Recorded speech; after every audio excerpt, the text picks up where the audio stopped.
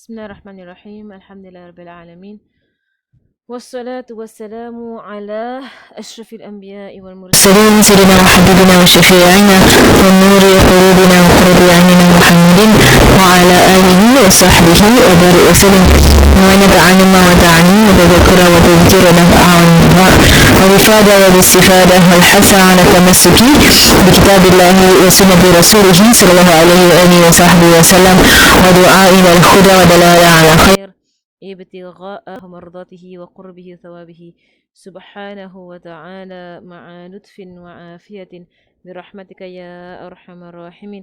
اللهم نسك العلم لدني مشرب السوفي الهاني يا وهاب يا غني. اللهم نسك العلم لدني ومشرب السوفي الهاني يا وهاب يا غني.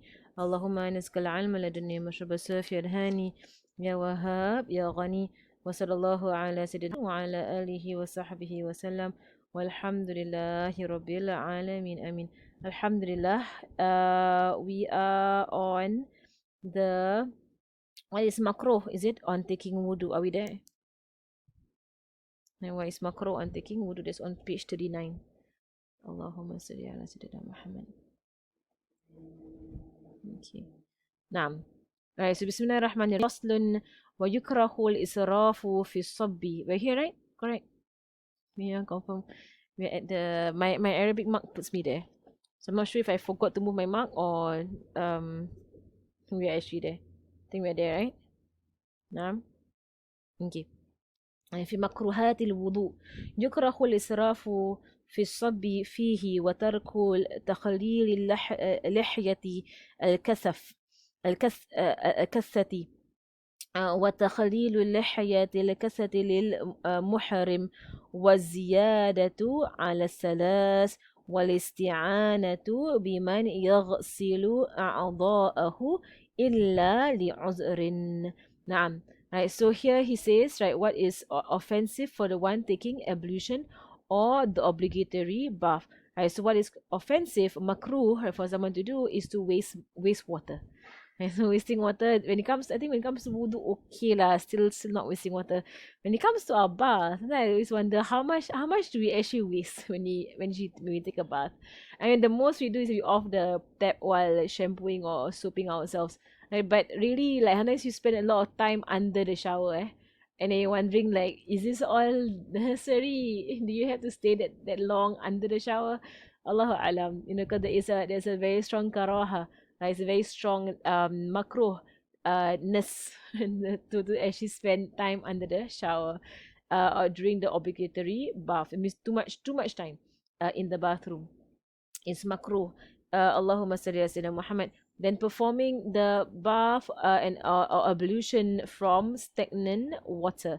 That is also وغسل والوضوء في الماء راكد.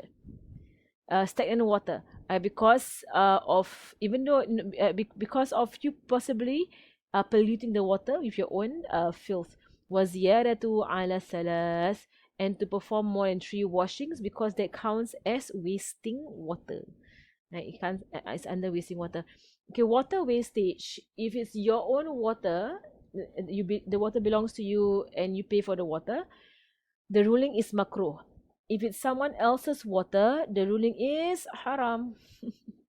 Right, so if you're at the masjid, you have no right masjid water, because it's not your water, it's communal water, it's society. If you waste my water, inshallah, if you go to someone else's house and use their water, all, you're not supposed to waste the water that's there. Right. Allahumma salli ala sayyidina Muhammad wa tarakul into the nose. Right, so basically to leave any of the sunnahs fall under it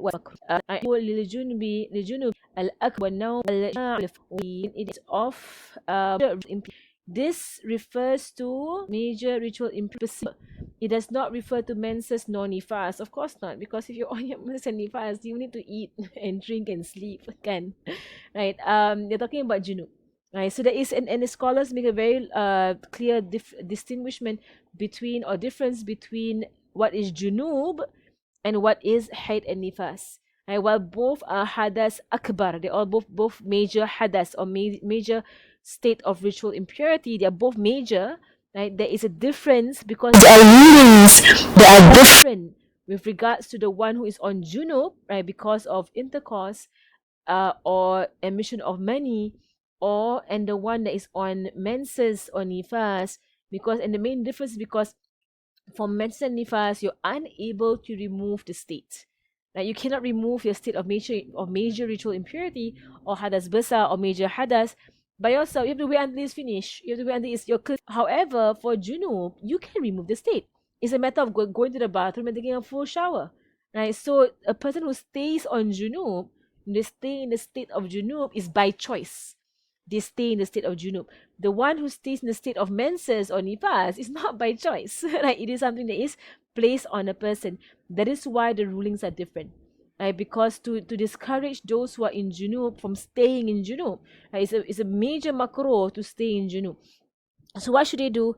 Right? It is makruh for the one who is in junub to stay in junub, and to eat or to do anything before at least doing istinja and wudu.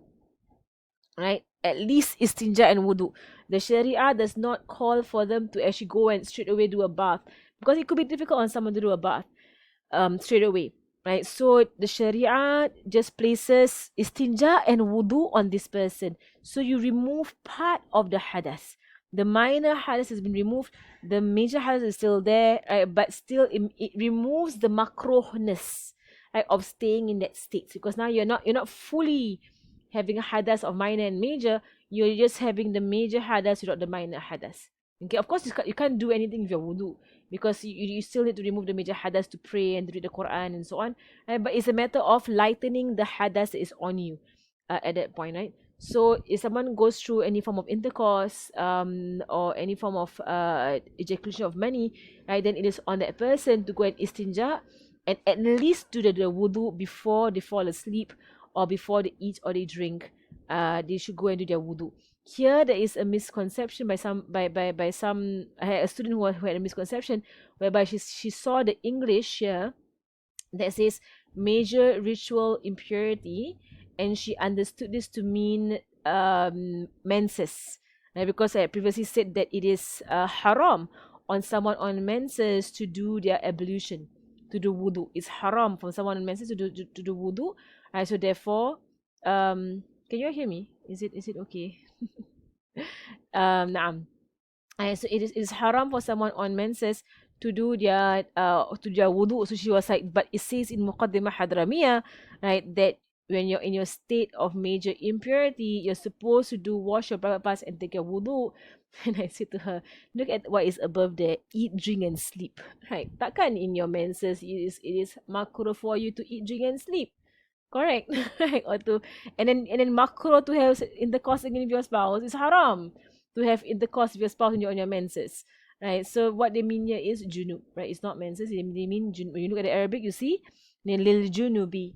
Right? It's a big difference between junub and haid and nifas. Is there a question? So I saw someone's hand was up, is it? Is there a question now? You answered it. Oh, is it? Okay, alhamdulillah. Inshallah. Okay. And when you read the entire thing, then it becomes clear, right? It's talking about junub, right? Not about It also applies to people who have completed their menstrual period, completed their menstrual period, or bleeding nifas, for those who have yet to perform the obligatory. So this is for the one who has finished, right? Okay. What do they mean? What do they mean by this also applies? What do they mean is that it is makruh for a person who has finished their menses until they do their bath. It's makruh. Right, so you're not to do your wudu still, Not to do your wudu still. Right, you're supposed to do your wudu after you do your bath. Right, so for the one who has finished your menses, to stay in that major hadas state for no good reason. Like for example, you finish your menses around 10 a.m. in the morning. So to yourself, 10 a.m. in the morning, Zuhur is 2 o'clock, 1 o'clock. Right, so you don't bathe for some reason. You have no excuse. You're at home, not doing anything, right? But just being lazy. So you're thinking to yourself, I can just bathe at 2 o'clock lah, Then I can pray Zuhur after that, right? Then so you kind of delay your bath until 2 o'clock while you were clean at 10. Macro. It's a haram macro, very macro, right, to do that. And then you eating and you drinking and you going around the house and you're in your major hadas. You don't have to be. You don't actually have to be in the major hadas. You can actually remove it, right? But you choose not to because you only want to bathe at 2 o'clock. Right? You don't want to bathe earlier than that. No, Allah Alam. Or maybe you're thinking to yourself, I'm going out at 2 o'clock. I just bathe and then and I pray so then I go out lah. Then you can delay your bath for a few hours until you want to go out. After that. Okay, tamam. Wakadha munqati'atul haydhi wan nifas. Right, so again, we're talking about what is makruh. Right, so it's makruh for those who has finished their haid and nifas to delay the bath, and then to eat or drink or to do anything, in fact, before they take a bath. Okay, of course, it's haram still for a person on haid and nifas to have intercourse with their spouse, which bleeding is still haram. Right, they need the bath, then they can do the intercourse. Right, so someone cannot think to themselves, my bleeding, I'm already clean, then might as well have intercourse, then after that can bathe one shot. I bathe one shot my from junub and from menses. No, haram, major haram is the kabair. Like kabair to have intercourse on when you are still on the hadath of menses, even if you are not bleeding anymore. If you're still on the hadath of menses and to have intercourse, haram, major haram. Tamam. And it said Allahu Alam, I don't know, but it said that human beings began doing this to have jima, to have intercourse during menses. That was what caused for a lot of illnesses and diseases in human beings. Right, so and it happens for Muslims, you can't do it. But for non-Muslims, it is possible for them to have intercourse, especially towards the end of their menses, when it's like this is like a bit of discharge, brown discharge, that kind of thing. And because for non-Muslims, they don't actually you need to bathe and pray. We look at every color change, every discharge. So we analyze, right? Right. So for non-Muslims, their menses actually ends when the blood ends. So when they get brown discharge, they have no concern about it. They have no concern about the brown discharge. And because there was once when I had long, draggy menses, I went to the doctor once to ask, is there medicine for this? And then her first question was that, how long is the bleeding? And I said, well, up to 15 days. Sometimes no, or more than that. And she said, what? You have more than 15 days of bleeding? You get, dizzy. And I said, no. The 1 day, 2 days, right? Then it's brown till the end. And she was non-Muslim. And she was like, then what's the problem? And they said, the problem is I cannot pray. That's why there's a problem. I cannot pray. So I want to, subhanAllah, because for them, the brown discharge is nothing. It matters nothing to them. Whether it's brown, whether it's yellow, whether it's white. Like for us, it matters a lot. I need to pray and fast. I want to do my ibadah. Subhanallah. So for us, like, we actually we take note of the colors. So when I asked her about it, it's not a problem. So then I said, how do I make my discharge white? How do I make it stop being brown? Can it be white sooner? And she said the most they can do is give you tablets to stop menses altogether. That's the most they can do, because it's not a medical problem. If someone keeps getting brown discharge, it's not. Especially if it's light brown discharge, that we as Muslims we will scrutinize to see what color is my discharge. Subhanallah. Okay, anyway, going down to on filth and ways to remove them. Naam. The ruling of Sihaba is the ruling of a clean woman. Exactly the ruling. Friends, the wudu. That's right. So, in sense that you have to wait until the prayer time comes in, then you must stuff cotton up, then you need to put the pad to prevent any overflow of this, and then wudu of istibaha, and then pray. There's the only difference between an istihab and a clean woman. It's the only difference. Everything else the same. Right, so she can pray, can intercourse, she can do, even if it's like major, heavy, full on blood flow, but istihada nonetheless, she can have her intercourse if she wants to, but of course it's painful lah. It's painful. And so she's exactly the same as a clean woman. Tamam. Filth and ways to remove them. Bismillahirrahmanirrahim. So amongst things which are filthy, so filthy is on najasa. And if you shurutil Allahumma sayyidina Muhammad. I'm on a different page here in my Arabic book here. I finished wudu if you're alright. Chapter on filth.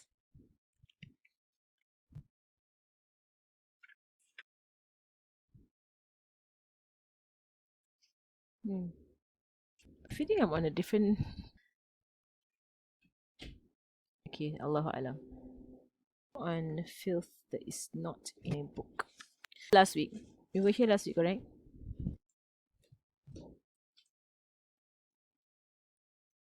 Naam. Okay, now page. Adam Suriba, that means you're behind. Okay, then I'm on the wrong version in English. Here.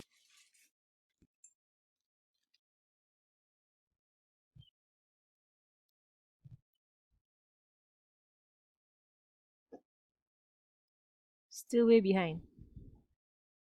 Yeah, I think you're on page 22. I was 2 in front. Because I'm teaching from my Arabic book. So I don't know where am I in the English book. Page 22, is it? Yeah. Okay, now. Okay. Okay, Alhamdulillah.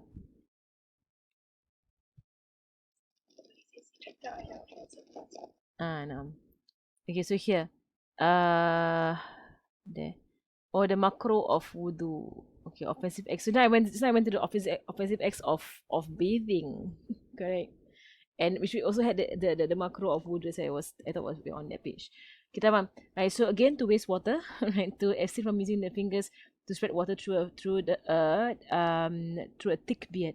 It is macro. It's macro to do takhallul through a thick beard. Why is it macro? Because the sunnah is to wipe over the beard, on the surface of the beard. The sunnah is to do that. Only for thin beards do you actually do the takhallul through it, right? But for a thick beard, for you to just wipe over the beard, that is enough for you to do. Tamam. And to use fingers to spread water through a thick beard for a person who is in ihram, right? Why is it makruh for you to do that for someone who is in ihram? Is because of the possibility of hair falling out. Right, because if you run your fingers through the beard, right, running out. The same thing with hair as well, right? So it's macro to actually run your fingers through your hair. For women, we know the moment you run your fingers through your hair confirm come out. Confirm there'll be a few strands coming out, right, of your head. So for women, definitely you cannot run your hair through your hand through your hair. Your ihram semua come out dam. You have to pay dam for every single 3 strands coming out. 2 times, as you mentioned just now. It's very similar to just now. It's just that it had all the macros of bathing also. And to get assistance to wash one's body parts unless there is a valid excuse. So to ask someone to even pour water for you, so that you're camping or you're out traveling and you have a bottle of water that you're using for wudu, to ask someone to pour the water for you is macro. You should pour your own water yourself. So one hand like that, one hand bottle, and take and then wash yourself. Another hand pour, take, wash yourself. Right. That is sunnah. Right, to get someone to pour for you if you have 2 hands out, makro. And then so in fact some scholars say that in our time when we use the tap becomes an assistant for you to hold water in. But alhamdulillah, that's how we are. We're so used to the tap. We cannot get a cup and then pour and then wudu, and it's so hard for us because we're so used to the tap. Even to the point if you go to the bathroom and it's the pressing kind of tap, when you press it goes back up. They already get annoyed, right? I press it come out, it stop. I press it come out, it stop. And then you're trying to get the water out. The tap keeps stopping. On itself. And then even worse, I think the even worse the ones that has the sensor. You don't know where to put your hand. You put your hand there, the water come out, and the water stop. You put your hand somewhere. Where's the sensor? Subhanallah, technology. But again, it's macro to actually seek help. So even they say using a tap is part of it. It's part of the macro of doing that. Wala hawla wala quwwata illa billah. Once in our life without any tap, without any help, do your wudu yourself. Just to get the sunnah of doing it yourself. At least get it. Then after that, you're thinking to yourself, it's so hard, mashallah. How do people last time do it themselves all the time, Mashallah. Tamam. Now. Before we go on, can I clarify what exactly is waste. So, for example, if we are at the house or public toilet, right? If we do 3 times washing, is that wasting or Is that wasting? yeah? 3 times is not wasting. 3 times is sunnah. So wasting will be doing the 4th time. That's wasting. And also wasting is letting the water run. Right. So now you're thinking, oh, but I always let the water run. And we cannot go beyond like If it's not your water, you cannot go beyond. So the masjid, like masjid water is communal water. So I know of some people, because of them feeling very scared of taking more from the masjid than what you're allowed to take, they will give money to the masjid to account for it. So I pay for the water that I wasted. So you put the dollars inside. I pay for the wasted water lah. Not afraid that you took from the masjid what you're not supposed to take. It's communal money, inshallah. I think it's a good idea also, just to account for it on the day of judgment. فصل شروط الوضوء والغسل. The conditions of wudu and the bath are الإسلام والتمييز والنقاء عن الحيض والنفاس وعما يمنع وصول إلى البشرة. The first one being a Muslim. Second one, age of discernment, tamyiz. We've gone through before in Safinatun Najah, right, about tamyiz, right? So Muslim here, the conditions, so remember, what are conditions? Definition of conditions is Allahumma salli ala Sayyidina Muhammad. And the definition of condition is that it is a state of being that has to exist from the beginning of the act of worship till the end of the act of worship for the act of worship to be valid. Right, so remember we took it in Safinatun Najah, right, in the ship of salvation, right? That what is a condition? Something that needs to be present, a state of being, that needs to be present from the beginning of the act of worship till to the end of the act of worship for it to be valid.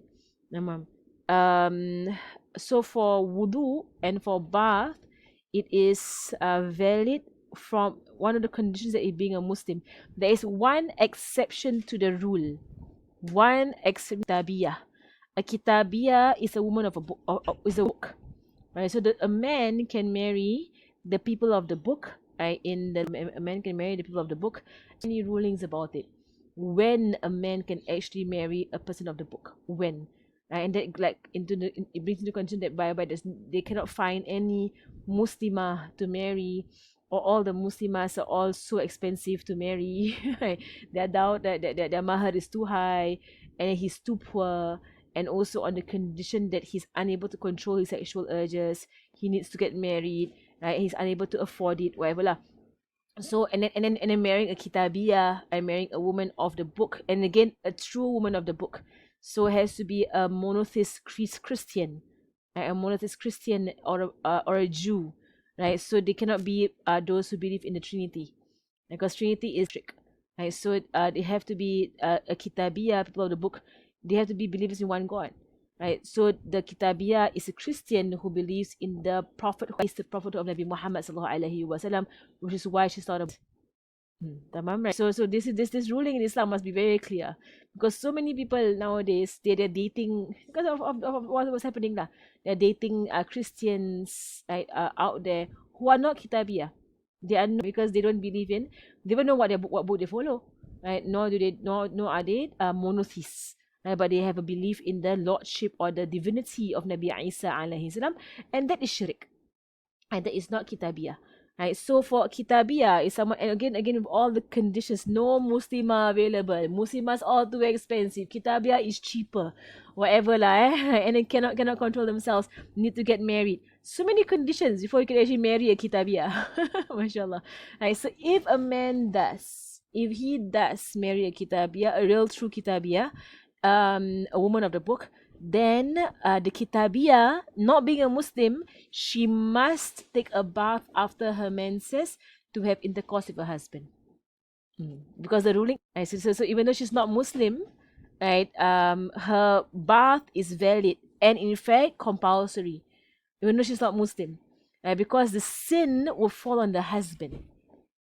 You see, because someone's not Muslim, how can they, say, why are they bound by the Sharia? No, she's not being bound by the Sharia. Her husband's being bound by the Sharia.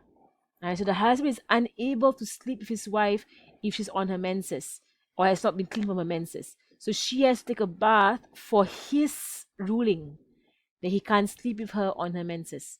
Tamam?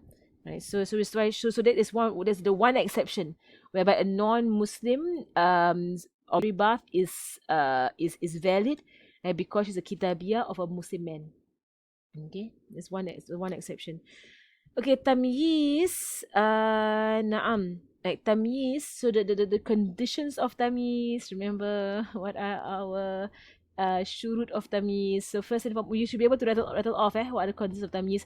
First one, no food to be able to distinguish food from non-food substances. Right, that's the first level. Second level, to be able to tell the right from the left. Right hand, left hand.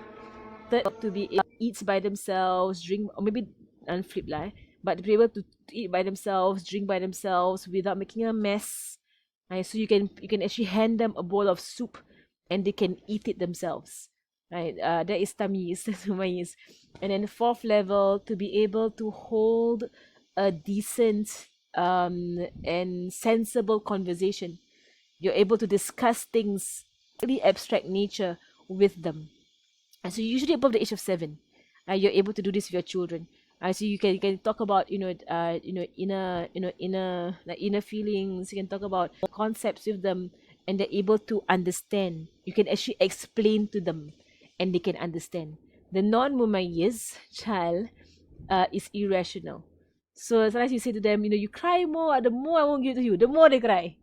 He said, if you do it even one more time, I am like that. Yeah, my nephew, 3 years old, like he was hitting his 2-year-old cousin, like hitting. Then my brother was like, you hit him one more time, I lock you in the bedroom. And I lock, just touch little cousin. Had to do it. I had to do it. Not rational. Don't know what was going on also. I remember in the bedroom, he cries and off, like in the bedroom. But this is it irrational? You cry. The more you cry, the more I don't give. You keep quiet, I give you more. But they cannot process. You say to them, I'm telling you, just keep quiet. I give it to you. but they cannot. They're not rational. That's called a non-mumayyiz. Non-mumayyiz. It's nice to see adults trying to reason with non-mumayyiz. I wonder, are you really trying to reason with a 3-year-old? You're trying to reason with a 3-year-old. They cannot. Their minds cannot reason.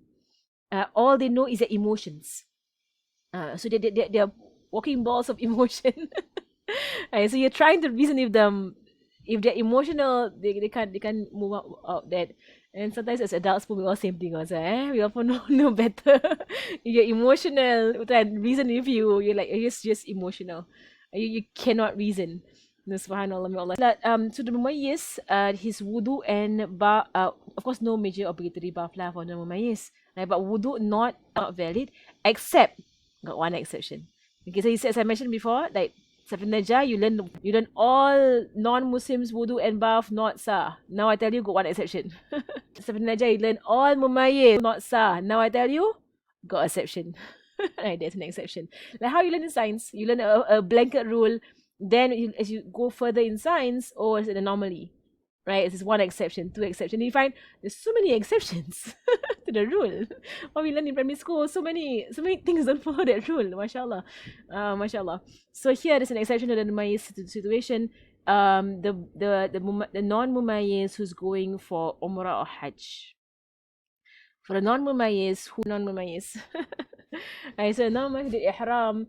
And if you want to ihramkan for your child, right? You ihram for the child, right? The non-mumayyiz, the wudu of the non-mumayyiz is sah, right? For the tawaf, because tawaf requires wudu, right? So if you wudu this non-mumayyiz, for him or she follows you how to wudu, and you teach the non-mumayyiz, so if they can keep up with that, say if guests come out, everything all batal, okay, tell me, right? So then they will kind of, honestly, I don't know how to have a non-mumayyiz on ihram. Even adults have it so hard to be on ihram. If your hair coming out and your eyelashes and your so I don't know how a person will have a non-mumayyiz. Adults will struggle with ihram, mashallah. But if so the difference is that if someone does that, child, and the child can perform the whole umrah and it is sah.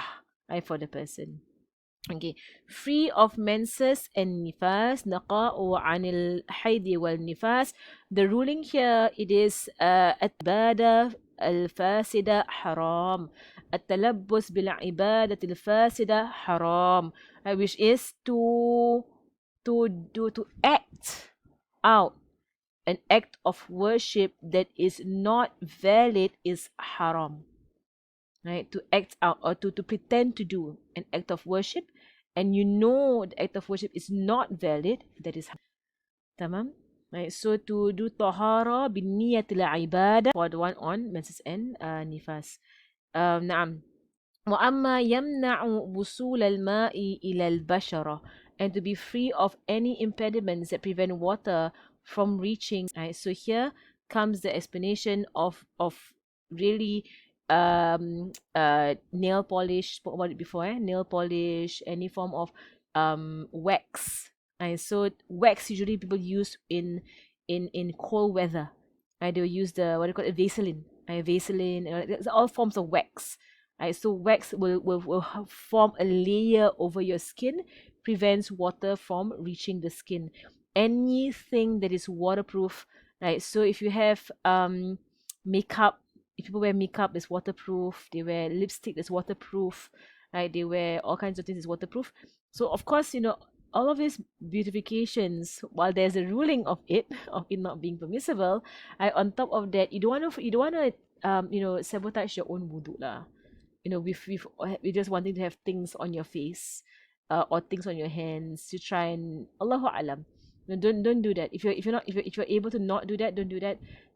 If you're unable to avoid it, for example, I know some workplaces require at least a minimum makeup. Some workplaces they require that at least minimum they make you put on some lipstick, some makeup, because front desk, right? Then ensure first and foremost ingredients are halal, right? Buy from companies whereby ingredients are halal. Malaysia, I think they have a company Wardah or something that there's halal in these ingredients. In Singapore, I think you go Juchat. It's all at Juchat. But the Hababas, they make their own lipstick. They all wear lipstick because they all wear niqab. So they all no issue. They all wear makeup under their niqab, mashallah. Right? They all because they only involve women. Right? But they make their own Hababa Nur actually makes her own lipstick. Because they're so was. They're so careful about all these commercialized lipsticks. Don't know what's inside of them. They actually make their own. And I think it should be easy, right? To make your own lipstick. If you want to make your own lipstick. Right, so anyway, that's the first one. Number 2, right, is Allahumma salli Muhammad, that you should the substance that is on this makeup things or these beautification things, that they are not waterproof. Right? Not waterproof. If you're using waterproof ones, then you need to be able to have the remover, right, for them. Okay, so and don't buy now. They publicize if it's non-waterproof, right? So non-waterproof, so it will not smudge ever. I mean, for us, no, the whole point is my wudu. I need to get off. Right, so at least you're able to remove whatever you put on yourself.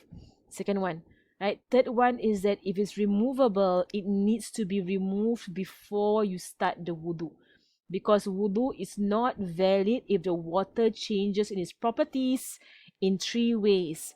Either by taste or by color or by smell, right? So even if a person were to say or to claim that when they put their foundation, their powder, foundation, whatsoever, right, and they say, when I wudu, right, it comes off with the water, it does not change the water.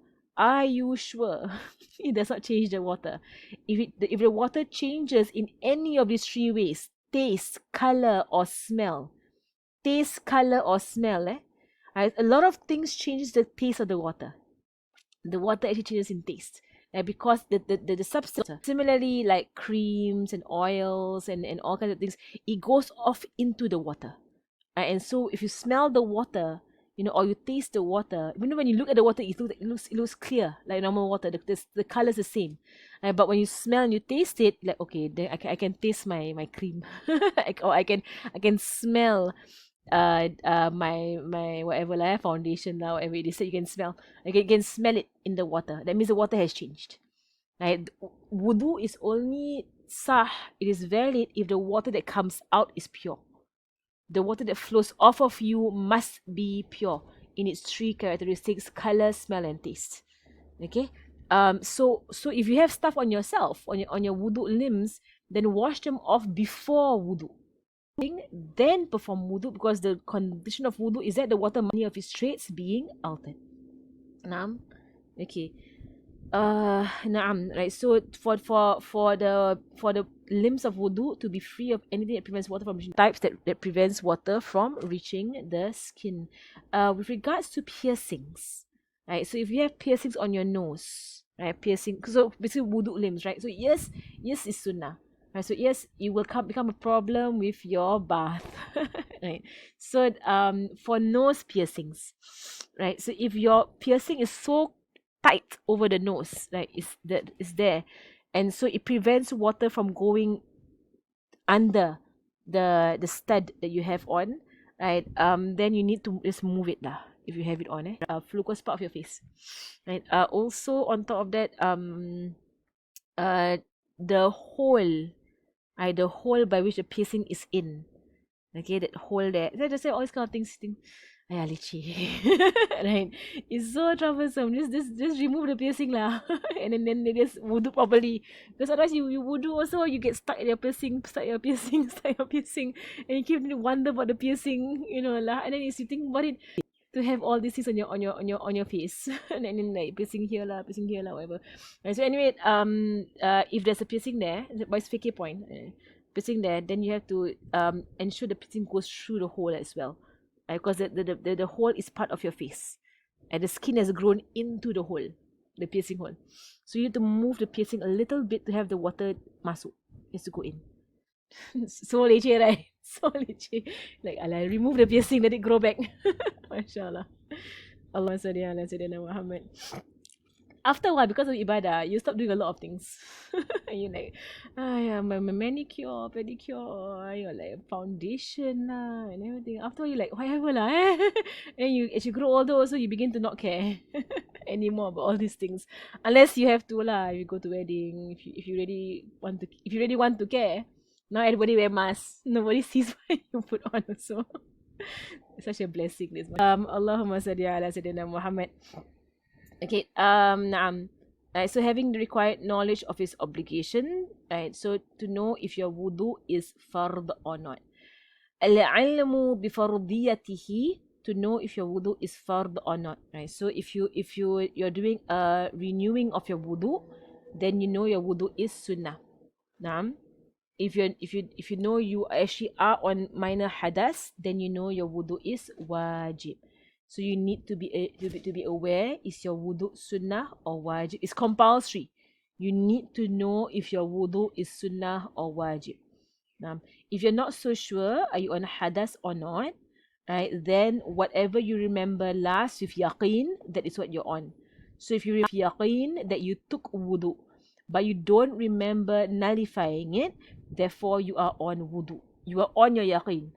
If you remember last, you went to the bathroom and you nullified your wudu, but you don't remember doing wudu after that, you are on your yaqeen. That means you are on hadas. You're on hadas.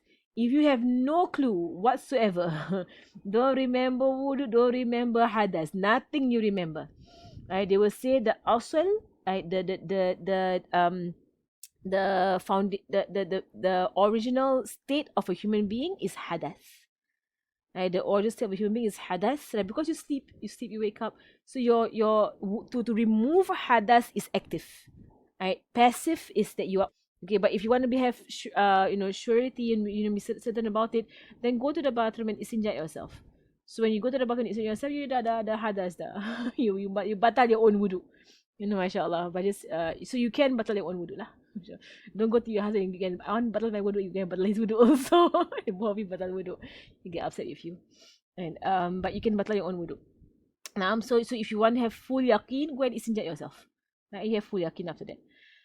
أن لا يعتقد فردا معينا من فروضه سنة, right? That you don't have a firm conviction that a compulsion of the wudu, a specific compulsion of the wudu is sunnah. So you don't specify. As if for example, someone says, okay, I know there are 6 compulsions in the wudu, or they say, I know some parts of the wudu is wajib, some not wajib, I just do all. Wudu sah? Yes, wudu sah. Right? If someone specifically says, it's not sunnah, it's not wajib, wiping the head is sunnah. They specifically say it. Wiping the head is sunnah, it's not wajib, but I do it anyway because it's sunnah. So even if they do it anyway, tak sah. Their wudu tak sah. Like they have to know, they have to not specify. But it is also said that students of knowledge, once you have learnt knowledge, you should be able to not make the statement, I know got some sunnah, got some wajib. Don't know which one is what, but I don't. Talibul ilm shouldn't be saying that.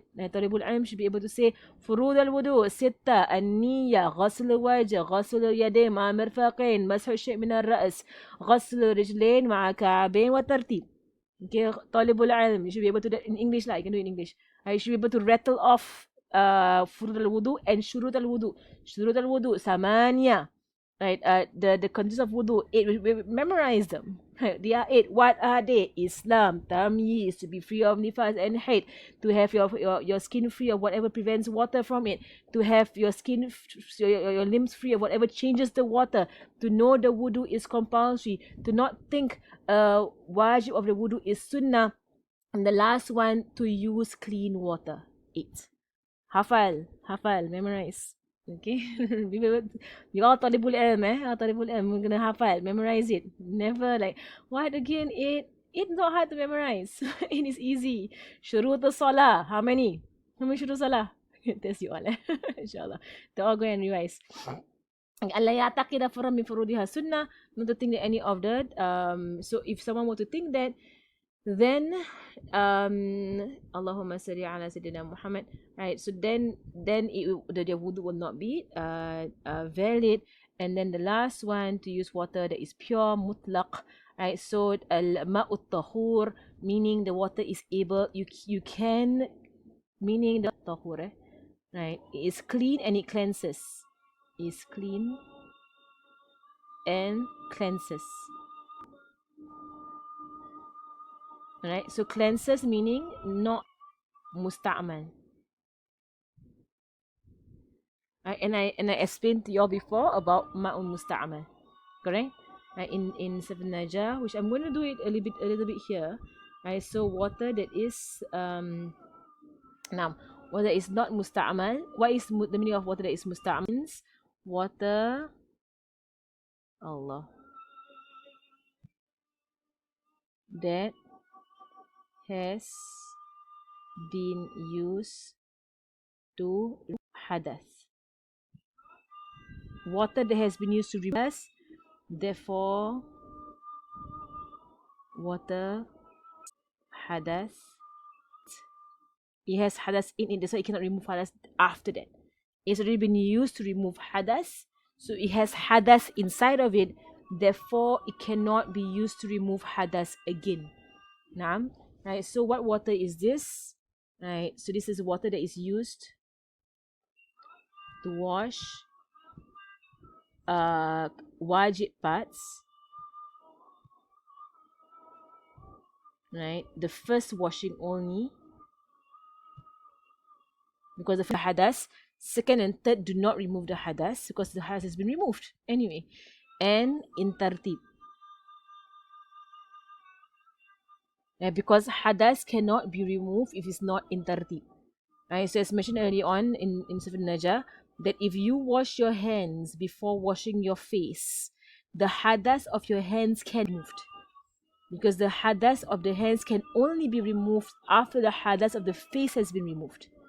Okay, right, so so if you have a pail of water and you dip your hands inside, it doesn't do anything to the water, even though you say my hands got hadass, but the hadass cannot be removed until your face hadass is removed. Right, so you dip your hands in the water, you wash your face outside of onto the floor, away from the pail. Right, so the water falls off of your face the first time round, right, with hadass in it. It's musta'mal water, is used water. It falls into the ground. It does not go into the pail. Okay, now with your face having its hadass removed, your arms now can have the hadass removed. Okay, so for now, for example, you want to wash your face again. You don't want to wash your arms yet and do your second and third washing of your face. Okay, so you're gonna use your hands. You have no gayong, you have no scoop, nothing wrong with you. You have to use your hands. So now comes the niyat of. Do you remember, Sunaja? Niyat of irtiraf. Irtiraf. If you can't remember the word in Arabic, then remember the word scoop. The niyat of scoop. Okay, so you're gonna have your hands. You're gonna say, Ya Allah, niat hands to be scoop. Okay, so niat hands to be scoop. So now the hands are niat, they have been niat to be scoops, right? So you can dip your hands in the water, no problem.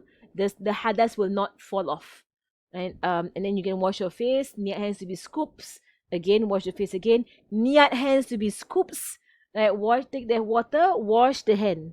Right? Wash the hand until the elbow. Right? Now hadas of this hand gone.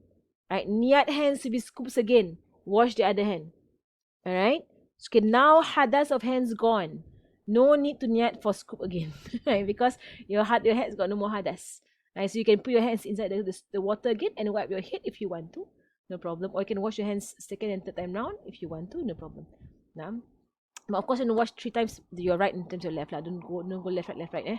Right 3 times, left 3 times. So for as long as the hadas can be removed from the hands, you need to niat your hands to be scoops.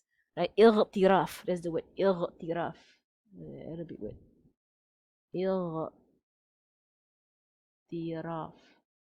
Now, if you're wondering where this Arabic word comes from, it's from the word ghurfa. Ghurfa.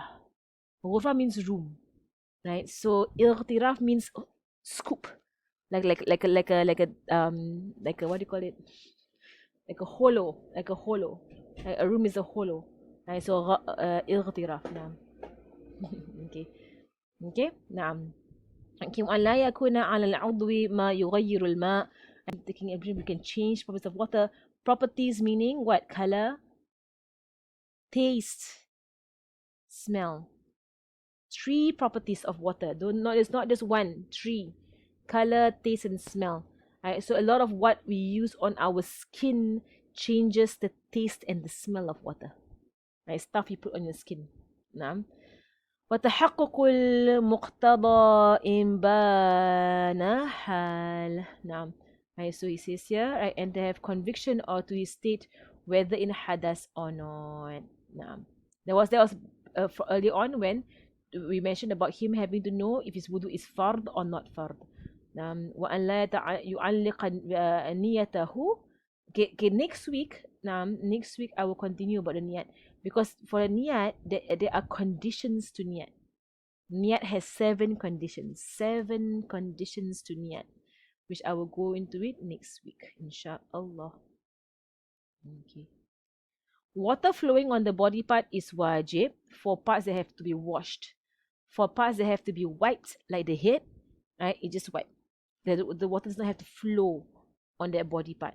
To rub with your hands is sunnah. Nah, not wajib. Okay, let me just see. There's a question here. Can we cut our hair short like the boys? If you want to cut your hair short, without niyat of imitating men, permissible. Okay, you cannot have a niyat that I want to look like a man. Right, that one haram lah. Straight away haram.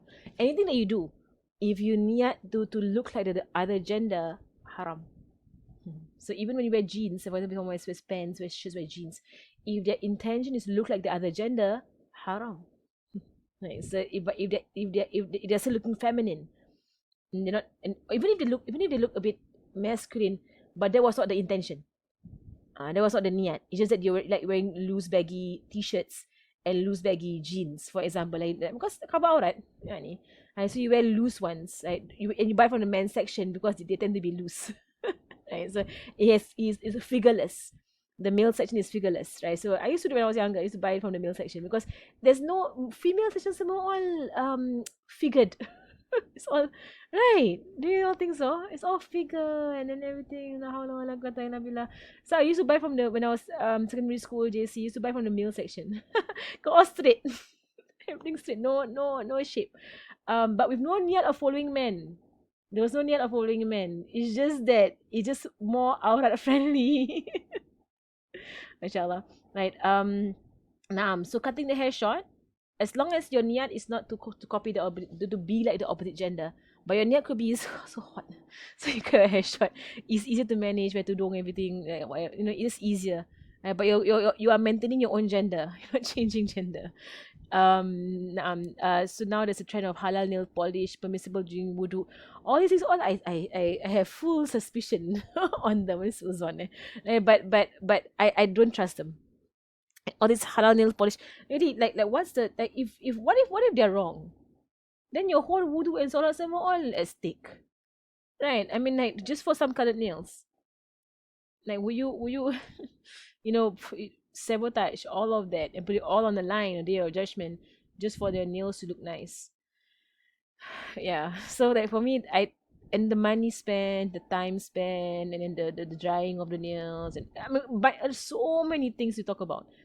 That is just not worth it lah, right? So while the ruling, if this halal nail polish, is really not waterproof, water goes through, and it does not fall out when you wash, or when you wash your hands, that it colors the water or changes the smell of the water, but it's like a staining of the nails, like how what henna does. Henna stains the cells, right? So which is why for henna, as your cells fall off, the henna falls off, the henna fades away, because it stains the cells. It does not make a layer, nor does it change in the color of but the cells absorb the color, like how when you hold turmeric, right, your hands become all yellow, right? And you wash it, it's still very yellow because of turmeric, right? So it's not that your hands have, has a layer over them. No, your cells absorb the color, right? Similarly with pen. I asked my about pen. And how you use when you write on your skin, the cell absorb the color, right? So it's not that there's a layer of ink over your skin. Because when you look closely, you can actually see the lines of your skin, and it's just that the ink has gone into the cell, and so when you rub it, you're actually scraping off your cells, trying to get rid of the ink. Now, right? So as if you're very sure that it's a staining and it's not a layer, then by all means, it's under the ruling of henna. But you have to be very sure. If you trust them, is it a staining, or is it a layer? What is it? And I know, as far as I know, the halal nail polish is a layer that they claim to be non-waterproof.